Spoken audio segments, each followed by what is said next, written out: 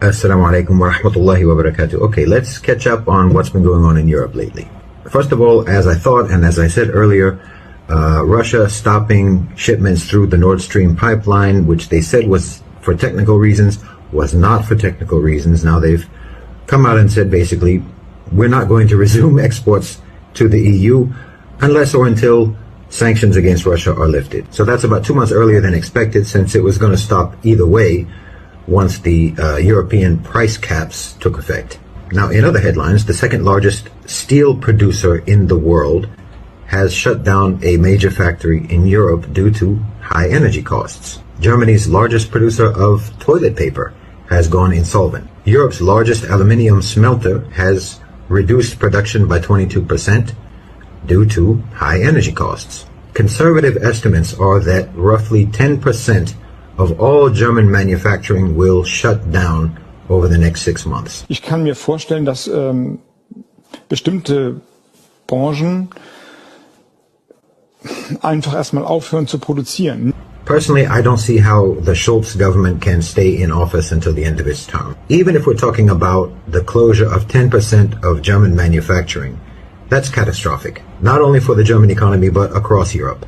Now, it's not making the headlines, but I know from people in Europe that small businesses are shutting, bakeries, restaurants, and so on, because they're seeing their energy prices that they have to pay, their bills, increasing from around 4,000 euros a month to 10,000 euros a month. That's not sustainable for any business. Most small businesses operate on a very tight profit margin, and if you're going to double or even triple their expenses on a monthly basis, they have to shut down overnight because you can't financially survive, particularly when everybody is suffering and people just don't even have the money to buy your goods in the first place. And all of your goods are costing more expensive to produce whatever it is that you produce and sell. The ripple effect of all of this is going to build into a tsunami of bankruptcies, loan defaults, unemployment, and homelessness, which will then create a tsunami of civil unrest.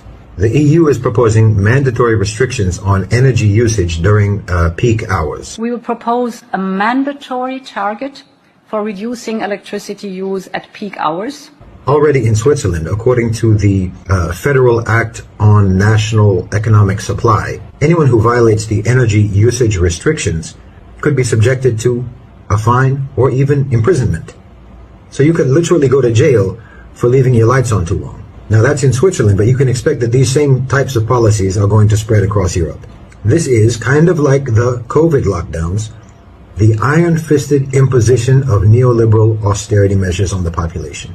Europe is being subjugated by corporate imperialism, and the European leaders who are going along with it are just like the elites who collaborated with colonialists and colonizers and imperialists back in the heyday of imperialism. Now, these ones are justifying it in the name of supporting Ukraine or preventing climate change or what have you, but those two issues have nothing to do whatsoever with what's going on. This is a corporate power grab, land grab, and cash grab, pure and simple. The demographic decline in the West has always meant that perpetual economic growth was unsustainable.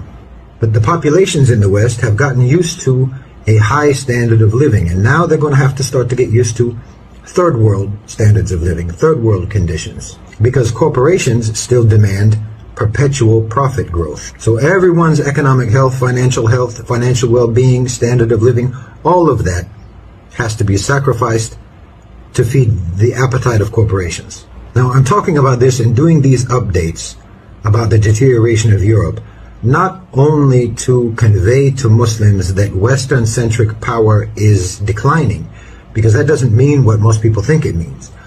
But primarily, I'm trying to convey to Muslims that we are talking about a civilization that completely failed to civilize. They do not believe in or apply the moral values and principles that they espouse, and they never have. They never evolved past feudalism and savagery. They are as they have always been. The ascension of the West has been a technologically enabled anomaly of history, and the moral and intellectual bankruptcy of the West is inevitably dismantling their societies. There's nothing here that should inspire our awe or admiration or respect.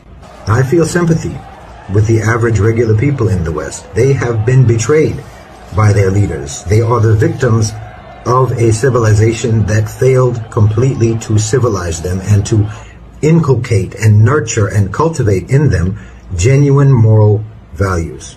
And they are being fed into the meat grinder of neoliberal capitalism.